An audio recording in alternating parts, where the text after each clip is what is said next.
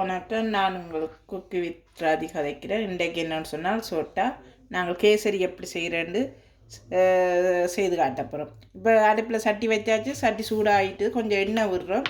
உங்களுக்கு எண்ணெய் விரும்பினா விடலாம், இல்லைன்னு சொன்னால் நெய்யிலேயே செய்யலாம். கொஞ்சம் எண்ணெய், ஒரு ஸ்பூன் 2 ஸ்பூன் நெய் விட்டு முதல் நாங்கள் பாதாம் முந்திரியம்பருப்பும் கஜு நட்ஸையும் பொரிச்செடுக்க போகிறோம்.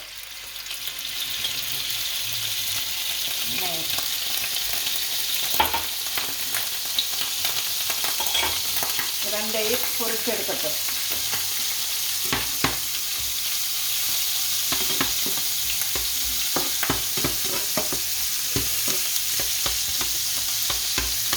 பொரிச்செடுத்த அப்புறம் பார்ப்போம்.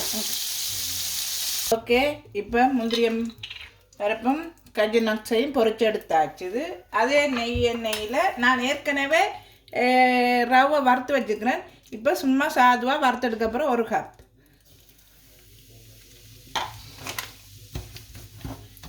இதையும் வறுத்தெடுத்த பிறகு பார்ப்போம். இப்போ ரவையும் வறுத்தெடுத்தாச்சு. அதுக்கு பிறகு சுடுதண்ணி இப்போ நான் ஏற்கனவே கொதிக்க வச்சுருக்கிறேன். அதை இப்போ எங்கண்ட ரவைக்கு ஏற்ற அளவுக்கு நான் இப்போ தண்ணி விட போகிறேன். 1 கப் ரவைக்கு 1.5 கப் தண்ணி விடுறேன். காணாட்டி பார்த்து விடலாம். ஓகே, அது கொஞ்சம் கொதித்து கொண்டு வரட்டு.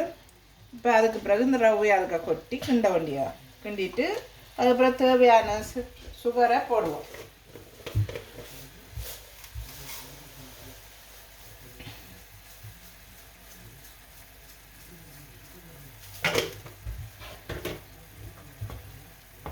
ஓகே, இப்போ கொதிச்சு வந்துட்டு நான் வறுத்தெடுத்து வச்சுக்கிறேன், நெய்யில் வறுத்து வச்சுக்கிற ரவையை கொட்ட போகிறேன்.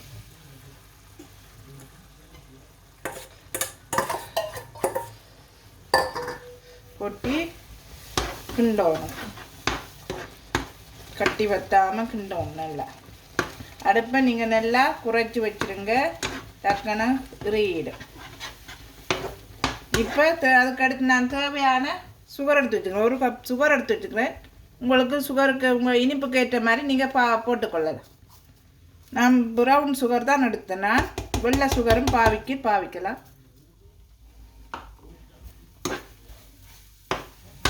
நல்லா கிண்டுவோம். நல்லா சீனி நல்லா உருகி அதை கிண்டுவோம். உருகு மட்டும் கிண்டினா பிறகு பார்ப்போம். இப்போ நல்லா உருகி கொண்டு வந்துட்டுது. ஒரு 10-15 நிமிஷம் விட்டுருந்தாங்க, கிண்டி கொண்டு இருந்தாங்க. உருகி கொண்டு வந்துட்டுது. இந்த நேரம் நீங்கள் உங்களுக்கு தேவையான கலரிங்க சேர்த்துக்கொள்ள. நான் கொஞ்சம் குங்குமப்பூ சுடுதண்ணியில் கரைச்சி வச்சுருக்கிறேன், அதை விட போகிறேன். விட்டுட்டு கிண்டோம்.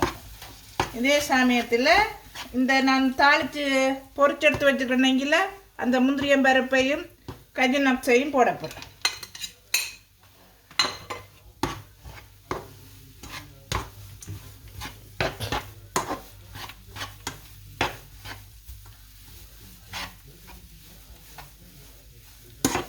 இதுக்கு ஒரு தேக்கரண்டி நெய் மேலே விடணும்.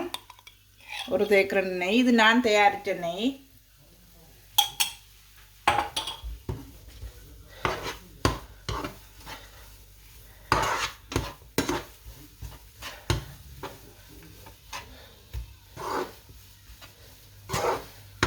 இதோட கொஞ்சம் ஏலக்காய் மடித்து வச்சுருக்கிறேன், அதையும் போட்டு பிரட்டி போட்டு வைக்க வேண்டியதான். நீங்கள் கலர் காணாதுண்டு இது என்னன்னா, எங்களுக்கு கலர் பெருசாக பிடிக்கிறீங்கள, அதை வந்து கொஞ்சம் லைட்டாக போட்டிருக்கணும். உங்களுக்கு தேவையான கலரை நீங்கள் யூஸ் பண்ணி இது என்னலாம் இடித்து வச்சுக்கிற ஏலக்காய் பவுடரை போடுறேன்.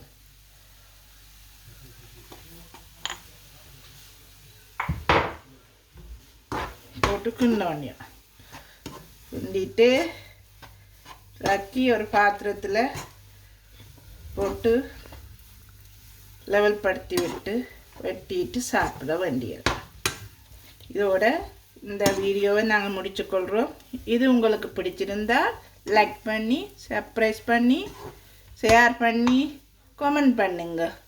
Okay bye.